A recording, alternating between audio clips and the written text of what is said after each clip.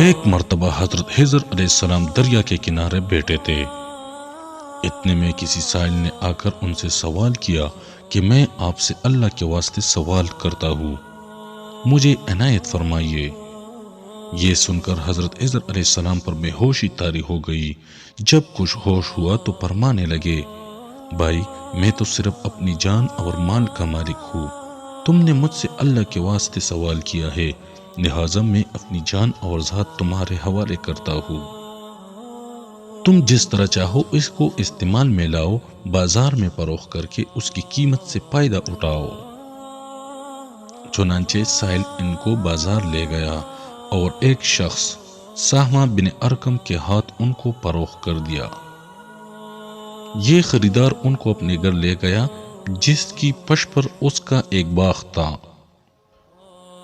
چنانچہ سہمہ نے حضرت خضر علیہ السلام کو ایک کدال دے کر کہا کہ اس کے سامنے والے پہاڑ جو 3 مربع میل رقبہ میں واقع تھا، مٹی کاٹ کاٹ کر باغ میں ڈالتے رہے، اور یہ حکم دے کر سہمہ اپنی کسی ضرورت سے کہیں چلا گیا، اور حضرت خضر علیہ السلام اس پہاڑ سے مٹی کاٹ کاٹ کر باغ میں ڈالنے لگے۔ جب سہمہ واپس آیا تو اس نے گھر والوں سے دریافت کیا، تم نے غلام کو کھانا بھی کھلایا یا نہیں؟ گھر والوں نے جواب دیا کہ ہمیں معلوم نہیں، غلام کہاں ہے؟ یہ سن کر جب سہمہ نے خود کھانا لے کر باغ میں آیا تو اس نے دیکھا کہ وہ غلام یعنی حضرت خضر علیہ السلام تمام پہاڑ کی مٹی کاٹ کر ڈال چکے تھے اور اپنے کام سے فارغ ہو کر اپنے مولا حقیقی کی عبادت میں مصروف تھے۔ یہ دیکھ کر سہمہ کو بڑا تعجب ہوا اور اس نے دریافت کیا، یہ تو بتائیے کہ آپ کون ہے؟ یہ بات سن کر حضرت خضر علیہ السلام پر کچھ بے ہوشی سی طاری ہو گئی، اور پھر آپاکا ہونے پر انہوں نے فرمایا کہ بھائی میں خضر ہوں۔ جس کو سن کر سہمہ کے ہوش اڑ گئے، تو نے یہ کیا کیا؟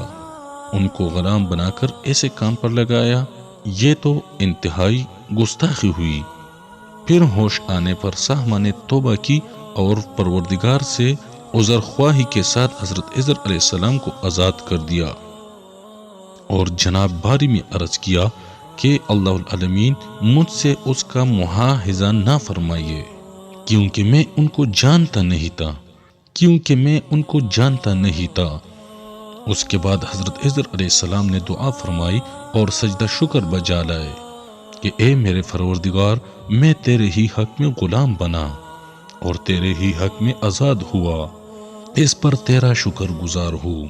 بعد ازاں واپسی کی اجازت لے کر جب دریا پر واپس آئے تو دیکھا کہ ایک شخص کھڑا دعا مانگ رہا ہے کہ اے میرے رب، حضرت خضر علیہ السلام کو غلامی سے رہائی عطا فرما دے اور ان کی توبہ قبول فرما لے۔